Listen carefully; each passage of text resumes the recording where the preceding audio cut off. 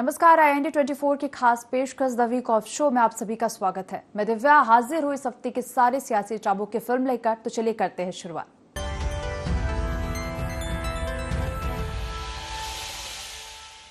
पहले विधानसभा और लोकसभा में भाजपा की शानदार जीत के पीछे लाडली बहनों का बड़ा योगदान माना जाता है। प्रदेश की 3 विधानसभा सीटों पर होने जा रहे उपचुनाव के पहले भाजपा अपने इस वोट बैंक को साधने में जुट गई है। हाल ही में डॉक्टर मोहन यादव सरकार ने उज्ज्वला योजना हितग्राही 40 लाख लाडली बहनों को 450 में गैस सिलेंडर, आंगनबाड़ी वर्कर्स को सरकारी बीमा योजनाओं का लाभ देने का ऐलान किया था और इसके बाद अब सरकार अलग अलग कार्यक्रम आयोजित कर महिला मतदाताओं को साधने में जुट गई है। इसी पर देखिए खास रिपोर्ट। जियो लाडली बहना, बढ़ चलो लाडली बहना। पहले विधानसभा और लोकसभा में भाजपा की शानदार जीत के पीछे लाडली बहनों का बड़ा योगदान माना जाता है। प्रदेश की 3 विधानसभा सीटों पर होने जा रहे उपचुनाव के पहले भाजपा अपने इस वोट बैंक को साधने में जुट गई है। हाल ही में डॉक्टर मोहन यादव सरकार ने उज्ज्वला योजना हितग्राही 40 लाख लाडली बहनों को 450 में गैस सिलेंडर, आंगनबाड़ी वर्कर्स को सरकारी बीमा योजनाओं का लाभ देने का ऐलान किया था। इसके बाद अब सरकार अलग अलग कार्यक्रम आयोजित कर महिला मतदाताओं को साधने में जुट गई है। महिला वोटर्स पर फिर बढ़ा फोकस। उपचुनाव में महिला वोटर्स को साधने की तैयारी। 9 से 15 अगस्त तक महिलाओं से संवाद करेंगे सीएम। 10 अगस्त को प्रदेश भर में 25,000 स्थानों पर रक्षाबंधन कार्यक्रम। 9 अगस्त से 15 अगस्त तक प्रतिदिन महिलाओं से संबंधित राज्य स्तरीय कार्यक्रम। सीएम निवास और रविंद्र भवन में होंगे अधिकांश कार्यक्रम। रक्षाबंधन और सावन उत्सव पर केंद्रित होगी कार्यक्रमों की थीम। महिलाओं, किशोर बालिकाओं, हितग्राही महिलाओं से होगा संवाद। 9 अगस्त को सीएम हाउस में रानी दुर्गावती महिला सरपंच सम्मेलन। 10 अगस्त को श्योपुर जिले के विजयपुर में लाडली बहना सम्मेलन। विजयपुर से लाडली बहनों के खातों में 1900 करोड़ भेजेंगे मुख्यमंत्री। 11 अगस्त को रविंद्र भवन में कॉलेज और एनसीसी एनएसएस बालिकाओं से संवाद। 12 अगस्त को रविंद्र भवन में महिला महापौर, अध्यक्ष एवं पार्षद सम्मेलन। 13 अगस्त को कुशाभाऊ ठाकरे कन्वेंशन सेंटर में महिला उद्योगपति सम्मेलन। इन कार्यक्रमों की पहली कड़ी में सीएम हाउस में महिला सरपंचों का सम्मेलन हुआ, जिसमें सीएम डॉक्टर मोहन यादव ने एक बार फिर दोहराया कि उनकी सरकार ने बहनों से जो भी वादे किए हैं वो सब पूरे होंगे। सीएम ने इस मौके पर कांग्रेस पर ये कहते हुए तंज भी कसा कि वो कहती थी कि चुनाव बाद लाडली बहना योजना बंद हो जाएगी। सीएम ने इस मौके पर बहनों को फिजूल खर्ची से बचने की नसीहत भी दी। हमारी पार्टी ने तय किया था कि हमारे संकल्प पत्र में धीरे धीरे करके ये रकम बढ़ती जाएगी और आप चिंता मत करना, जो बोला है, जो संकल्प पत्र में कहा है, वो सारी की सारी योजना वैसे की वैसी लागू होगी। कोई उसमें रोकने वाला नहीं, कोई टोकने वाला नहीं। हमारा वचन है, हमने संकल्प लिया है। ये हमारी सरकार बनने के पहले से कांग्रेस के लोग रोज ये योजना बंद होगी, आज होगी, कल होगी, झूठ बोल रहे हैं, नहीं करेंगे। अभी तक 11,500 करोड़ रुपए की राशि हमारी बहनों के खाते में जा चुकी है। ये उनके मुंह पे तमाचा है जो कहते थे कि योजना बंद हो जाएगी। अपने घर के अंदर बहनों के हाथ में तो यश है, केवल याद दिलाना। फालतू खर्चों को कम करवाने का भी ये संकल्प लेंगे। रक्षाबंधन केवल पवित्र धागा बांधने का तो है ही, लेकिन इसके अलावा भी नुक्ते घाटे में 13वीं में अनावश्यक पैसा लगता है, इससे बचने की जरूरत है। पैसा बचाए तो बहन बेटी को पढ़ाओ, बच्चे बच्ची को पढ़ाओ, आगे पढ़ाओ लिखाओ, आगे बढ़ाओ, उसमें पैसा लगाओ। ऐसे ही शादी में भी अनावश्यक पैसा खर्च नहीं करना है, इससे बचने की जरूरत है। उधर कांग्रेस भाजपा सरकार के इन कार्यक्रमों को लाडली बहनों के साथ छलावा बता रही है। कांग्रेस का कहना है कि जब चुनाव सिर पर होते हैं तभी भाजपा को लाडली बहना याद आती है। कांग्रेस सवाल कर रही है कि लाडली बहनों को हर माह 3,000 देने के वादे का क्या हुआ। वादा सभी लाडली बहनों को 450 में गैस सिलेंडर देने का था, सिर्फ उज्ज्वला गैस कनेक्शन धारी बहनों तक ही से क्यों सीमित कर दिया गया। इनका घोषणा पत्र आप उठा के देख लीजिए, उसमें इन्होंने कहा था कि हम 3,000 रुपए करेंगे। बढ़ा दी क्या? झुनझुना पकड़ा दिया, पूरे वोट ले लिए और सरकार बना दी और अब छल कर रहे हैं। 1,25,00,000 लाडली बहनाओं के होने के बावजूद 40 लाख महिलाओं को देने की घोषणा की गई है, रियायती दरों पर गैस का सिलेंडर। ये जो है एक राजनीतिक हथकंडा है, जिसे केवल वोट चुराने के दृष्टिकोण से अपनाया जा रहा है। खैर, कांग्रेस सरकार के वादों पर भले सवाल उठाए, इसमें कोई दो राय नहीं कि मध्य प्रदेश में लाडली बहनें ही गेम चेंजर है। इस योजना के तहत राज्य सरकार 1,30,00,000 महिलाओं को प्रति माह 1,250 रुपए सम्मान राशि प्रदान करती है। इसी योजना की काट के लिए कांग्रेस ने लोकसभा चुनाव में अपने घोषणा पत्र में वादा कर रखा है कि सत्ता में आने पर उनकी सरकार महिलाओं को प्रतिवर्ष 1,00,000 रुपए देगी। लेकिन एमपी में कांग्रेस की ऐसी घोषणा का कोई असर नहीं दिखा। देखना ही है कि भाजपा के इस चुनावी ट्रम्प कार्ड की कांग्रेस क्या काट ढूंढ पाती है। Bureau report, IND 24। Madhya Pradesh विकास की नई उड़ान भरने जा रहा है और ये उड़ान है औद्योगिक विकास की। मुख्यमंत्री डॉक्टर मोहन यादव ने मध्य प्रदेश को विकास के पथ पर तेजी से आगे बढ़ाने का बीड़ा उठाया है और विकास के क्षेत्र में अभी तक अनछुए क्षेत्रों पर भी फोकस किया जा रहा है।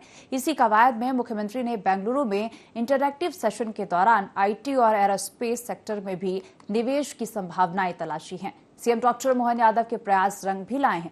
सार्वजनिक क्षेत्र की बड़ी कंपनी हिंदुस्तान एरोनॉटिक्स हाल ने MP में नया सेंटर खोलने पर सहमति दी है। इसके साथ ही स्पेस टेक्नोलॉजी के क्षेत्र में नेस्कॉम, IT में TCS, इन्फोसिस जैसी कंपनियों ने निवेश पर सहमति जताई है। 4 IT कंपनियों ने सरकार से MOU भी किया है। मध्य प्रदेश विकास की नई उड़ान भरने जा रहा है। ये उड़ान है औद्योगिक विकास की। मुख्यमंत्री डॉक्टर मोहन यादव ने मध्य प्रदेश को विकास के पथ पर तेजी से आगे बढ़ाने का बीड़ा उठाया है और विकास के क्षेत्र में अभी तक अनछुए क्षेत्रों पर भी फोकस किया जा रहा है। इसी कवायद में मुख्यमंत्री ने बेंगलुरु में इंटरैक्टिव सेशन के दौरान IT और एरोस्पेस सेक्टर में भी निवेश की संभावनाएं तलाशी है। सीएम डॉक्टर मोहन यादव के प्रयास रंग भी लाए हैं। सार्वजनिक क्षेत्र की बड़ी कंपनी हिंदुस्तान एरोनॉटिक्स हॉल ने MP में नया सेंटर खोलने पर सहमति दी है। इसके साथ ही स्पेस टेक्नोलॉजी के क्षेत्र में नेस्कॉम, IT में TCS, इन्फोसिस जैसी कंपनियों ने निवेश पर सहमति जताई है। 4 IT कंपनियों ने सरकार से MOU किया है। बेंगलुरु में आए निवेश प्रस्ताव। लैब इंडिया कंपनी राजगढ़ के पीलूखेड़ी में 175 करोड़ का निवेश करेगी। 300 लोगों को रोजगार मिलेगा। AGI ग्लास पैक ग्वालियर में 1,000 करोड़ का निवेश करेगी। 2,000 लोगों को रोजगार मिलेगा। कोको कोला ने राजगढ़ के पीलूखेड़ी में 350 करोड़ के निवेश का प्रस्ताव दिया है। 700 लोगों को रोजगार मिलेगा। पूर्वाशा ग्रुप ने उज्जैन में 400 करोड़ के निवेश का प्रस्ताव दिया है। 300 रोजगार सृजित होंगे। प्रिंट पॉइंट फार्म पैकेजिंग ने पीथमपुर में 25 करोड़ के निवेश का प्रस्ताव दिया है। 250 लोगों को रोजगार मिलेगा। फीडर लाइट इंडिया कंपनी ने पीथमपुर में 100 करोड़ के निवेश का प्रस्ताव दिया है। 500 लोगों को रोजगार मिलेगा। SRV नेट प्राइवेट लिमिटेड ने 25 करोड़ के निवेश और 500 लोगों को रोजगार का प्रस्ताव दिया है। IT सेक्टर की KNS टेक्नोलॉजी कंपनी ने 500 करोड़ के निवेश और 500 लोगों को रोजगार की बात कही है। टेक्सटाइल सेक्टर की SKG मिल्स ने 250 करोड़ के निवेश और 450 लोगों को रोजगार का प्रस्ताव दिया है। सीएम डॉक्टर मोहन यादव ने निवेशकों को भरोसा दिलाया है कि उन्हें मध्य प्रदेश में उद्योग स्थापना के लिए हर सुविधा मुहैया कराई जाएगी। व्यापार व्यवसाय के लिए जिस प्रकार की जरूरतें हैं वो सब हम देने को तैयार है। मगर परमात्मा ने हमको अगर बेंगलोर में इस लायक बनाया है तो बेंगलोर में ही नहीं रुकना है, आपको पूरे देश और दुनिया में आगे तक छाना है। तो मध्य प्रदेश भी रास्ते में आता है। मध्य प्रदेश आपको बुला रहा है, आपको आमंत्रित कर रहा है। आपको कोई अंतर नहीं लगेगा। बेंगलोर में बैठे बैठे आप मध्य प्रदेश में भी उतनी ताकत से व्यापार व्यवसाय बढ़ा सकते हैं। आप यहाँ का पैसा वहां भी लगाओगे, वो बढ़ के ही आएगा, कम होने वाला नहीं है। इसकी गारंटी सरकार के माध्यम से मैं दे सकता हूँ। बेंगलुरु में 3,175 करोड़ रुपए के निवेश प्रस्ताव आए हैं और इनसे 6,900 लोगों को रोजगार मिलने की उम्मीद है। लेकिन विपक्ष यानी कि कांग्रेस को सरकार के दावे हवा हवाई लग रहे हैं। कांग्रेस सवाल कर रही है कि इस तरह के प्रवेश तो पहले भी हुए हैं, निवेश कितना आया है और अगर आया तो आज फिर निवेशकों के सामने झोली फैलाने की जरूरत क्यों पड़ रही? इस तरह के दौरे हैं, ये पोल खोल रहे हैं 20 साल की सरकार के। शिवराज सिंह जी तो कहते थे कि यहाँ पे 50 लाख करोड़ की इन्वेस्टमेंट आ चुकी है। जिस प्रदेश में 50 लाख करोड़ लोगों ने लगा दिया हो, इतना भरोसा जिस प्रदेश पे कर लिया हो जनता ने और पूंजीपतियों ने, वहाँ के मुख्यमंत्री को अगर गली गली घूम के जो है खुद इन्वेस्टर्स को ढूंढना पड़ रहा है, तो इससे मतलब है कि पिछले 20 साल में क्या हुआ है उसकी पोल खुल रही है। ये जो प्रयास है सफल हो, हम तो ईश्वर से यही कामना करते हैं ताकि मध्य प्रदेश का विकास हो। खैर विपक्ष तो विपक्ष है, उससे सरकार के किसी काम की तारीफ की उम्मीद भी नहीं की जा सकती। लेकिन उसके सवालों को पूरी तरह नकारा भी नहीं जा सकता। देखना यह है कि डॉक्टर मोहन यादव की औद्योगिक निवेश की कोशिशें कितना रंग लाती है, इनसे कितना निवेश आता है और कितनों को रोजगार मिलता है। Bureau report, IND 24। बांग्लादेश में बवाल या आरक्षण को लेकर भड़की आग में देश झुलस रहा है। जनता पीएम आवास में घुस गई। पीएम शेख हसीना को भारत में पनाह लेनी पड़ी। वहां नई सरकार बन रही और इसको लेकर सियासत भारत में हुई। मध्य प्रदेश भी इससे अछूता नहीं रहा। मोदी सरकार को घेर रही कांग्रेस को बांग्लादेश के बवाल ने मौका दे दिया। कांग्रेस कह रही कि आज नहीं कल ये हाल भारत के भी होंगे। ये बोल है मध्य प्रदेश के पूर्व मंत्री सज्जन सिंह वर्मा के, जो अपने विवादित बोलों के लिए जाने ही जाते हैं। बांग्लादेश में बवाल है। आरक्षण को लेकर भड़की आग में देश झुलस रहा है। जनता पीएम आवास में घुस गई है और पीएम शेख हसीना को भारत में पनाह लेनी पड़ी। वहां नई सरकार बन रही है और इसको लेकर सियासत भारत में हो रही है। मध्य प्रदेश भी इससे अछूता नहीं है। मोदी सरकार को घेर रही कांग्रेस को बांग्लादेश के बवाल ने मौका दे दिया है। कांग्रेस कह रही है कि आज नहीं तो कल ये हाल भारत के भी होंगे। ये बोल है मध्य प्रदेश के पूर्व मंत्री सज्जन वर्मा के, जो अपने विवादित बोलों के लिए जाने ही जाते हैं। नरेंद्र मोदी जी, अमित शाह जी, मोहन यादव और कैलाश सुन लो, कल बांग्लादेश की जनता घुस गई प्रधानमंत्री आवास में। 6 महीने पहले श्रीलंका की जनता घुस गई थी प्रधानमंत्री आवास में। अब तुम्हारे घरों में ये घुसेगी जनता, जो भ्रष्टाचार अब सहन नहीं हो रहा है। देश की जनता से विरोधी। सज्जन के इस बयान पर बीजेपी की तीखी प्रतिक्रिया आना भी स्वाभाविक है। भाजपा ने कहा, नाम सज्जन और सोच दुर्जन। ऐसे बोल किसी देशद्रोही के ही हो सकते हैं। बीजेपी सज्जन पर देशद्रोह का मुकदमा कायम करने की अब मांग कर रही है। कैसी सोच है कांग्रेस के नेताओं की, ये सिर्फ नाम के सज्जन हैं और सोच और कर्म के दुर्जन हैं। जो देश के लिए इतना बुरा सोचे वो राष्ट्रद्रोही ही हो सकता है। सज्जन सिंह वर्मा याद रखें, ये भारत की राष्ट्र प्रेमी जनता है, जिसने कांग्रेस जैसे राष्ट्रद्रोहियों को सदैव सत्ता से बाहर रखा है पिछले 15 साल में। और स्वयं सज्जन सिंह वर्मा को इसी मानसिकता और विचारधारा के कारण इसी जनता ने हराया है। तो ये जो दंगाई मंसूबे हैं, जो संस्कार हैं कांग्रेस के, वो कभी सफल नहीं होंगे। मैं राष्ट्रद्रोह का मुकदमा दर्ज करने की मांग करता हूं सरकार से। सज्जन सिंह वर्मा पर मुकदमा दर्ज। मुख्यमंत्री डॉक्टर मोहन यादव ने भी इस मामले में गंभीर प्रतिक्रिया दी है। मुख्यमंत्री ने कहा कि बांग्लादेश हो, पाकिस्तान हो या श्रीलंका, वहाँ ऐसे हालात इसलिए है क्योंकि राष्ट्रवादी दलों का अभाव है। भारत की जनता देशभक्त है और लोकतांत्रिक मूल्यों पर भरोसा करती है।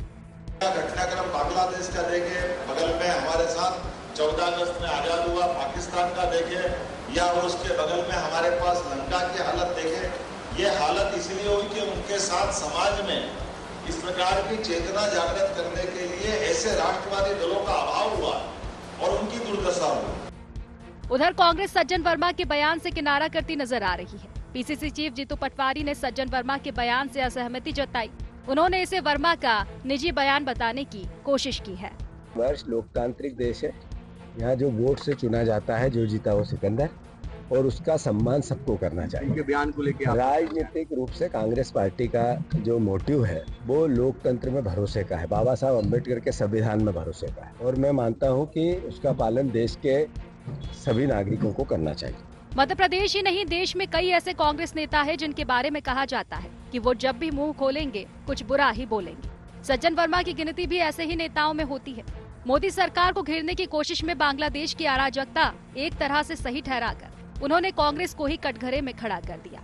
हालांकि कांग्रेस उनके बयान को उनका निजी बयान बताकर बचने की कोशिश तो कर रही है, लेकिन भाजपा ने इसे हाथों हाथ ले लिया है। वो इसे देश को दंगों में झोंकने की कोशिश और कांग्रेस का वास्तविक चरित्र बताने में जुट गई है। अब देखना ये है कि कांग्रेस अब डैमेज कंट्रोल कैसे करती है। Bureau report, IND 24। हार पर हार के बाद हताशा की शिकार कांग्रेस उठ खड़े होने की तैयारी कर रही है और इसके लिए वो जनता के बीच अपनी सक्रियता बढ़ाने में जुटी है। अगस्त के महीने में कांग्रेस प्रदेश में सिलसिलेवार आंदोलन करने जा रही है। ये आंदोलन कांग्रेस के पावर सेंटर्स में होंगे और इसे नाम दिया गया है अगस्त क्रांति। हार पर हार के बाद हताश की शिकार कांग्रेस उठ खड़े होने की तैयारी कर रही है। इसीलिए वो जनता के बीच अपनी सक्रियता बढ़ाने में जुटी है। अगस्त के महीने में कांग्रेस प्रदेश में सिलसिलेवार आंदोलन करने जा रही है। ये आंदोलन कांग्रेस के पावर सेंटर्स में होंगे और इसे नाम दिया गया है अगस्त क्रांति। कांग्रेस की अगस्त क्रांति 6 अगस्त इंदौर में नगर निगम के भ्रष्टाचार के विरोध में, 9 अगस्त को लाहौर में पूर्व नेता प्रतिपक्ष गोविंद सिंह की कथित प्रताड़ना के विरोध में, 13 अगस्त को उज्जैन में सरकार के खिलाफ हल्ला बोल। 30 अगस्त को भोपाल में यूथ कांग्रेस का युवा क्रांति आंदोलन। सरकार की वादा खिलाफी, प्रदेश में बढ़ रहे कर्ज, कानून व्यवस्था, महंगाई, बेरोजगारी, महिलाओं, दलितों, आदिवासियों पर अत्याचार और कांग्रेस नेताओं पर बदले की कार्रवाई जैसे आरोप लगाकर कांग्रेस ये प्रदर्शन करने जा रही है, जिसमें सभी बड़े नेता मौजूद रहेंगे। जो कुशासन है मध्य प्रदेश का, उसके खिलाफ प्रदर्शन होंगे। जनता त्रस्त है, त्राहिमाम कर रही है। झूठ और जुमलेबाजी से जनता आजिज आ गई है। उसका लिए ध्यान आकृष्ट करना है। और हमारे लिए तो कांग्रेस के लिए अगस्त का महीना क्रांति का महीना है। 9 अगस्त पर हमने ग्वालियर टैंक पर बम्बई में झंडा फहराया था एक लड़की ने, अरुणा असफ अली ने, और वहाँ से क्रांति की शुरुआत हुई थी, अंग्रेजों भारत छोड़ो। वो परिस्थिति आज भारत में है और उसके लिए जो है कांग्रेस पार्टी कटिबद्ध होकर जनता की बात सामने रखेगी, प्रदर्शन करेगी। कांग्रेस ने अपने इस आंदोलन को अगस्त क्रांति का नाम दिया है, यानी कि 1942 में जिस तरह अगस्त क्रांति से महात्मा गांधी ने अंग्रेजी राज को उखाड़ फेंकने का आह्वान किया था, उसी तर्ज पर कांग्रेस भी सरकार के खिलाफ मोर्चा खोलेगी। कांग्रेस दावा भी कर रही है कि वो जब तक चुप नहीं बैठेगी तब तक की सरकार को घुटनों पर नहीं ला देती। वहीं भाजपा इस पर तंज कस रही है। भाजपा का कहना है कि मध्य प्रदेश में कांग्रेस और उसके नेता अपना अस्तित्व बचाने की कोशिश में है। इसके लिए वो उछल कूद कर रहे हैं ताकि हाईकमान को लगे कि वह काम कर रहे हैं, लेकिन जनता उनके साथ नहीं है। कांग्रेस के प्रदर्शनों में लगातार ये देखा गया है कि वो कांग्रेस के ड्राइंग रूम से शुरू होते हैं और उनके ट्विटर हैंडल पर जाकर समाप्त हो जाते हैं।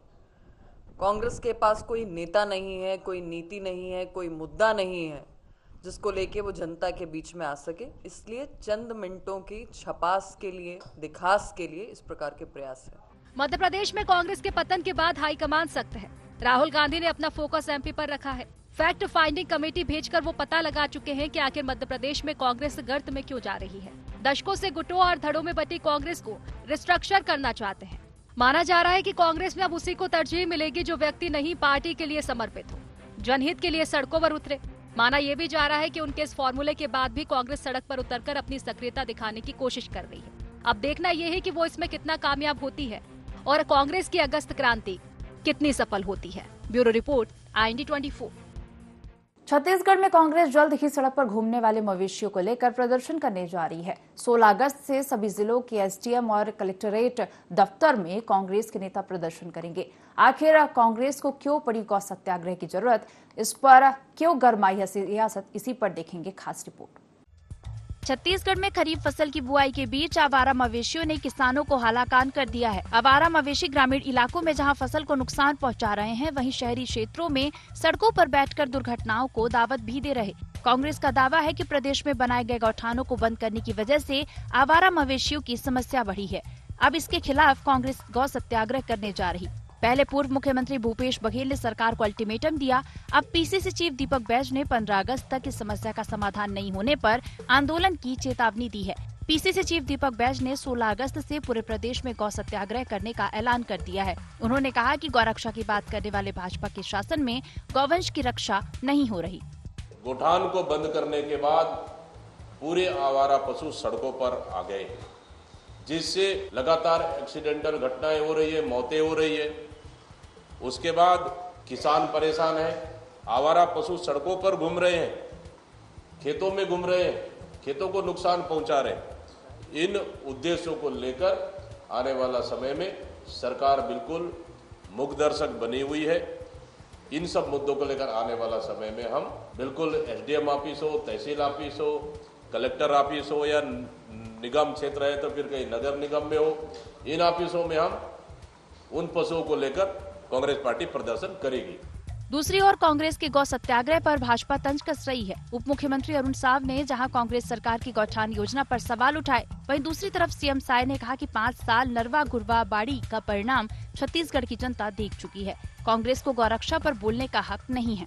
देखिए, ये राजनीति करना बंद करें भूपेश बघेल जी। 15 साल किस प्रकार से उन्होंने काम किया था, कैसे गौठानों में गौ माताओं की मौत होती थी, किस प्रकार से सड़कों में लगातार गौवंश का नुकसान होता था।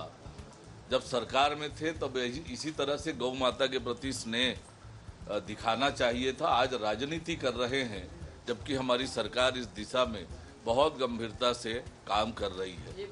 अब 5 साल उनका नरवा गरवा घुरवा बारी का परिणाम छत्तीसगढ़ की जनता देख चुकी है ना।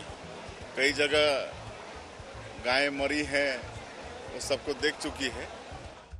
छत्तीसगढ़ में आवारा मवेशियों की समस्या काफी लंबे समय से हो रही है। गांवों में किसान मवेशियों के फसल चरने से परेशान होते हैं, वहीं शहरों में दुर्घटनाएं भी होती हैं और ऐसे में भले इसे लेकर सियासत कैसे न हो, भाजपा और कांग्रेस आरोप प्रत्यारोप करते रहे, लेकिन आवारा मवेशियों से लोगों को कैसे निजात मिले, गौवंश कैसे सुरक्षित रहे, इसका ठोस निदान किसी के पास नहीं है। छत्तीसगढ़ कांग्रेस में जल्द ही कई अहम पदों पर नेताओं की नियुक्तियां होने जा रही हैं। नियुक्तियों को लेकर दिल्ली में पीसीसी चीफ दीपक बैज ने हाईकमान की हरी झंडी ले ली है और अब वरिष्ठ नेताओं के साथ चर्चा के बाद इसे अंतिम रूप दिया जाएगा। कांग्रेस नए रूप में आने की तैयारी में है तो भाजपा इस पर तंज कस रही है। वो इसे नई बोतल में पुरानी शराब भरने की कोशिश करार दे रही है। कांग्रेस में पुनर्गठन और इस पर हो रही सियासत पर देखिए खास रिपोर्ट। छत्तीसगढ़ में कांग्रेस जल्द ही नए रूप में आने जा रही। जल्द ही पीसीसी में महामंत्री, उपाध्यक्ष, सचिवों और जिला अध्यक्षों के पदों पर नई नियुक्तियां होने जा रही। नगरीय निकाय चुनाव के पहले संगठन में कसावट के लिए कांग्रेस ये बदलाव करने जा रही है। कांग्रेस में नए चेहरों को अहम जिम्मेदारी दी जा रही। न सिर्फ प्रदेश स्तर पर बल्कि जिला और ब्लॉकों में भी नए चेहरों के हाथ पार्टी की कमान आ सकती है। माना जा रहा है कि अगस्त के अंतिम सप्ताह तक पीसीसी में बदलाव को लेकर नई सूची जारी कर दी जाएगी। नई कमेटी के गठन में विधानसभा और लोकसभा चुनाव में सक्रिय रहे नेताओं को तरजीह मिल सकती है। भाजपा इस पर तंज कस रही। भाजपा का कहना है कि कांग्रेस के पास वही पत्ते हैं, उसी को फेंटना है और लास्ट में निकलना जोकर ही है। वहीं भाजपा नेताओं के इन बयानों को कांग्रेस दूसरे के घर झोंकने की कोशिश करार दे रही है। उनका मामला है, वो किसको फेरबदल करते हैं, किसको भेजते हैं। अब उनके पास जितने ताश के पत्ते हैं उसी में से फेंट रहे हैं। रिजल्ट तो बहुत आज कुछ होना ही नहीं है, तो इसलिए इनको तो अभी उसी ताश पत्ते में से 52 पत्तों में से ही फेंटना है, मिलाना है। वो कहाँ से निकालेंगे और क्या निकलेगा? जहाँ पे निकले वो जोकर ही निकलता है। हमारे राम विचार जी को पता नहीं है जोकर सब जगह काम आता है। राम विचार जी को अपनी पार्टी के बारे में ज्यादा सोच विचार करना चाहिए। बेचारे तिल मिलाए हुए हैं, वो मुख्यमंत्री के दौड़ में थे, उसको नहीं बनाया गया, इसलिए वो इस तरह की अनर्गल बातें करते रहते हैं। छत्तीसगढ़ में विधानसभा और लोकसभा चुनाव में हार के बाद कांग्रेस नगरीय निकाय चुनाव में पूरी ताकत झोंकने जा रही। ऐसे में पीसीसी चीफ नई टीम के साथ मैदान में उतरने का मन बना रहे हैं। दूसरी ओर कांग्रेस की फैक्ट फाइंडिंग कमेटी की रिपोर्ट पर भी सबकी निगाहें टिकी हुई हैं। यह तय है कि आने वाले कुछ दिनों में कांग्रेस संगठन में बड़ा बदलाव जरूर देखने को मिलेगा। यह बदलाव किस स्तर तक होगा, यह जानने के लिए अभी कुछ दिन इंतजार करना होगा। Bureau report, IND24। छत्तीसगढ़ में विधानसभा लोकसभा चुनाव में जीत से उत्साहित भाजपा ने नगरीय निकाय चुनाव की तैयारी तेज कर दी है। नवंबर-दिसंबर में निकाय चुनाव है और इसके पहले भाजपा अपने कार्यकर्ताओं में जोश भरने के लिए प्रदेश भर में हर घर तिरंगा अभियान करने जा रही है, जिसके तहत 11 से 15 अगस्त तक अलग अलग कार्यक्रम होंगे। लेकिन इन सबके बीच अभियान को लेकर सियासत भी तेज हो चली है। कांग्रेस इस अभियान पर सवाल खड़े करते नजर आ रही है। देखिए रिपोर्ट। भाजपा एक और अभियान शुरू करने जा रही है, ये है हर घर तिरंगा अभियान। इस अभियान के माध्यम से भाजपा हर घर तक पहुंचने की तैयारी में है। 11 अगस्त से 15 अगस्त तक बाइक रैली निकालकर भाजपा कार्यकर्ता सभी घरों में, व्यावसायिक केंद्रों में तिरंगा फहराएंगे। इसके लिए बाकायदा रोड मैप भी तैयार किया गया है। भाजपा इसे राष्ट्र प्रेम का पर्व बता रही तो कांग्रेस इस पर तंज कस रही है। कांग्रेस का कहना है कि भाजपा की ये सारी नौटंकी निकाय चुनाव के लिए है, अन्यथा भाजपा का तिरंगा प्रेम सबको पता है। हर घर तिरंगा पूरे देश का एक राष्ट्रीय कार्यक्रम है और चूंकि ये केवल भारतीय जनता पार्टी कार्यक्रम नहीं है, प्रदेश के और देश के सभी लोगों को इस कार्यक्रम में सहभागिता होनी चाहिए, क्योंकि देश सबका है, सबके लिए है और आम जन में राष्ट्रभक्ति की भावना और प्रगाढ़ हो सके, इसके लिए भारतीय जनता पार्टी के कार्यकर्ताओं के द्वारा हर घर तिरंगा, घर घर तिरंगा योजना के माध्यम से जाकर तिरंगा लगाए जाने का काम किया जाएगा। क्या गलत है इसमें? हमारे देश में देशवासियों को अगर राष्ट्र प्रेम की भावना अगर उसमें आ रही है, उसमें राष्ट्र प्रेम की भावना आनी चाहिए, जो कि ऑलरेडी है। लेकिन इन सब बातों पर हर घर में अगर तिरंगा लगे तो क्या खराब है? हमारे देश का वो है झंडा, उसके लेकर यात्रा निकले, उसको लेकर भारतीय जनता पार्टी कार्यक्रम करे, तो इस पर तो राजनीति किसी भी कीमत में नहीं होनी चाहिए। ये नौटंकी करके तिरंगा यात्रा और अन्य तरह के प्रपंच जो करते हैं उचित नहीं। अभी नगरीय निकाय चुनाव आ रहा है, इसलिए ये दिखाने के लिए इस तरह का काम कर रहे हैं। तिरंगा तो हर घर में पहनता है, हमारे देश में हर व्यक्ति जो है तिरंगा का सम्मान करता है, लेकिन इन लोग नौटंकी करके लोगों को दिखाना चाहते हैं कि हम ही तिरंगा के सम्मान करने वाले हैं। केंद्र शासन में आया तब तिरंगा यात्रा की याद आई उनको। पिछले वर्षों भी उन्होंने निकाला था और अभी भी फिर निकालने की तैयारी कर रहे हैं। अच्छी बात है, उनको देरी से समझ में आया तिरंगा का महत्व। अब जाकर के तिरंगा का वो लोग प्रोत्साहन दे रहे हैं। हमारा तो राष्ट्रीय प्रतीक है तिरंगा, हम सबको भारतवासियों को गौरव होता है, लेकिन कभी इनको अपने आप में देखें लोग। बाकी लोग तो पूरे देश की जनता तिरंगा से प्रेम करते हैं। 3 महीने बाद छत्तीसगढ़ में नगरीय निकाय चुनाव होने वाले हैं। इससे पहले भाजपा अपने कार्यकर्ताओं का मनोबल बढ़ाने, उनमें देशभक्ति का जज्बा जगाने तिरंगा यात्रा अभियान चलाने जा रही है। बीजेपी इस अभियान से मतदाताओं के मन को टटोलने का काम कर रही है। अब देखने वाली बात होगी कि इन कार्यक्रमों का निकाय चुनाव में कितना फायदा भाजपा को मिलता है और कितनी सियासत होती है। रायपुर से अद्वैत नाइक की रिपोर्ट। हमारे इस खास पेशकश द वीक ऑफ शो में फिलहाल इतना ही। आप देखते रहिए IND24। नमस्कार।